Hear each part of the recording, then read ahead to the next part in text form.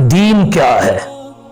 دین اللہ اور اس کے رسول کے احکامات اور نورانی تعلیمات کا نام ہے جو انسانی زندگی کے تمام شعبوں میں اپنی جامعیت کے ساتھ کامل و مکمل ہے۔ سوال یہ ہے، آج کا مسلمان اتنی قیمتی نعمت دین اسلام سے دور کیوں ہو رہا ہے؟ دین اسلام سے دوری کے بہت سارے اسباب ہیں۔ جو دور نبوت سے دوری بڑھی تو دین اسلام سے دوری بڑھی، اور اس کے بہت سارے اسباب میں سے چند ایک بڑے اسباب آپ کے سامنے لانا چاہوں گا۔ سب سے پہلا سبب ہے دین کی حقیقت کو صحیح معنوں میں نہ سمجھنا۔ ہمارا آج کا مسلمان دین فقط نماز اور روزے کو سمجھتا ہے، جبکہ دین 5 چیزوں کے مجموعہ کا نام ہے۔ نمبر 1 اعتقادات یعنی صحیح عقائد، نمبر 2 عبادات، نمبر 3 معاملات، نمبر 4 معاشرت، نمبر 5 اخلاقیات۔ جو مسلمان ان 5 چیزوں اور شعبوں میں کسی ایک شعبے میں، 2 میں، اس سے زائد میں، جتنے شعبوں میں جتنا ناقص ہوگا اس کا دین اس شعبے میں اتنا ہی ناقص ہوگا۔ رہی نماز اور روزہ، یہ شعبہ عبادات کے 2 اجزاء ہیں، پورا شعبہ بھی نہیں ہے۔ تو جب ہم نے اسے ہی دین سمجھا تو 4 شعبے ہمارے فہم سے ویسے نکل گئے کہ یہ بھی دین ہے، اور اس شعبہ کے مکمل اجزاء بھی ہم نے پیش نظر نہیں رکھے، تو اس طرح ہم بڑی حد تک دین سے دور ہو گئے۔ تو ایک سبب دین سے دوری کا دین کی حقیقت کو نہ سمجھنا۔ نمبر 2 حقیقت سمجھ کر بھی اس کو اہمیت نہ دینا۔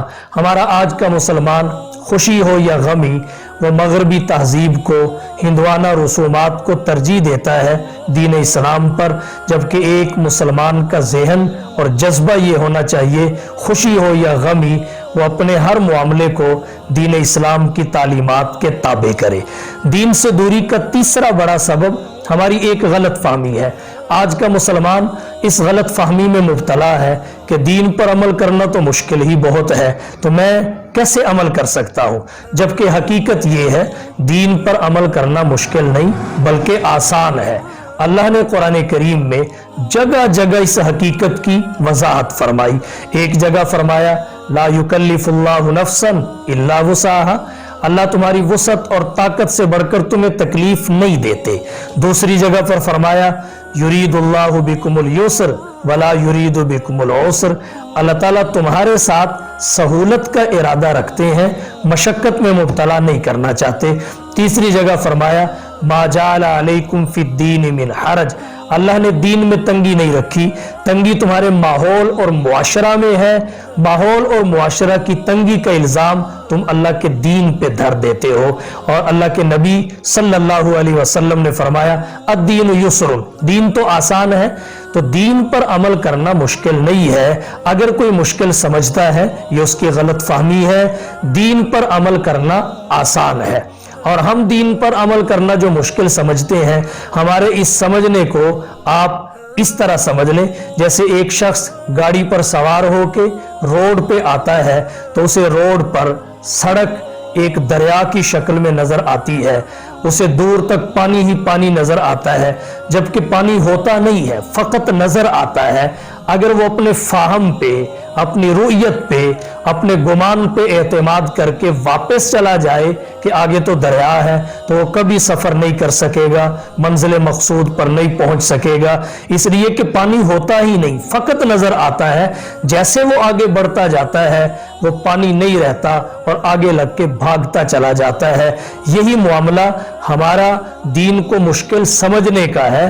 یہ فقط مشکل نظر آتا ہے، جب کوئی شخص عمل کرنے لگ جاتا ہے تو یہ مشکل آگے لگ کے بھاگنے لگتی ہے، دین پر عمل کرنا مشکل نہیں ہے۔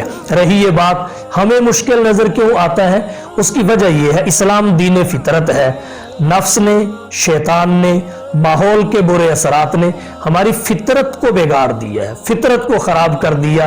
تو جب ہماری فطرت صحیح نہ رہی تو ہمیں دین فطرت پر عمل کرنا مشکل نظر آنے لگا، ہم اس غلط فہمی میں مبتلا ہو کر دین سے دور ہو گئے۔ اور دین سے دوری کا چوتھا سبب یہ ہے کہ ہم نے بے دینی کا، بدعملی کا نقصان दुनिया में तस्लीम नहीं किया। हमारा गुमान ये है बेदीनी का नुकसान आखिरत में होगा, और जब आखिरत आएगी देखी जाएगी। ये भी हमारी एक गलत फहमी है।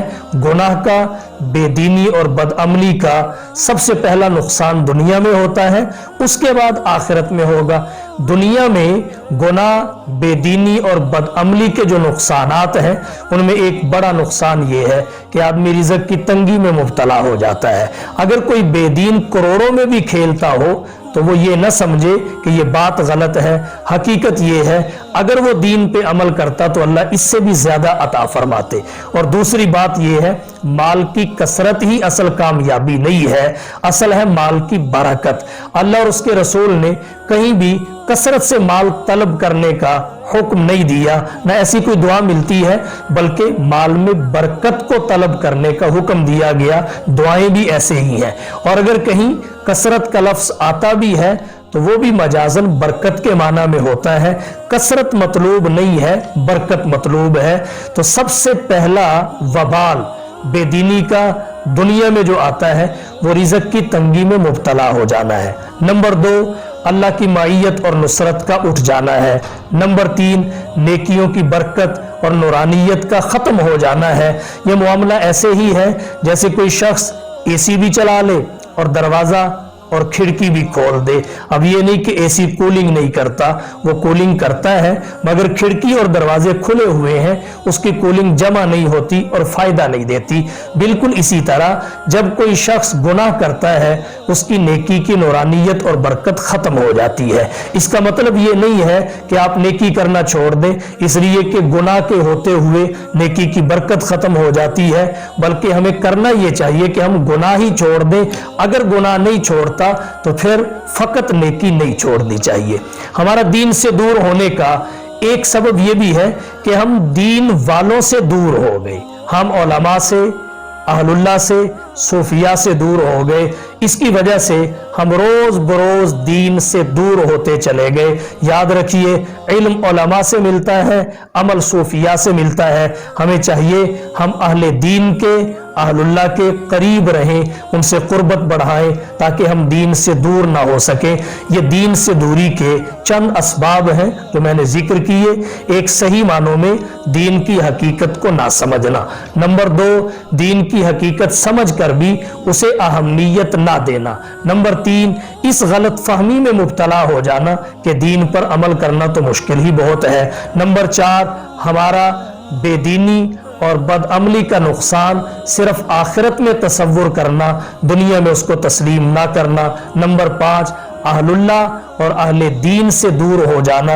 ये 5 असबाब हैं जिनकी वजह से आज का मुसलमान दीन से बहुत दूर हो चुका है। हमें चाहिए, अगर दीन से दूरी को ख़त्म करना चाहते हैं तो इन असबाब का खात्मा करें ताकि अहले इस्लाम और इस्लाम के दरमियान जो फासले हैं वो ख़त्म हो जाएं, सिमट सकें और एक मुसलमान कामिल मुसलमान की शक्ल में नजर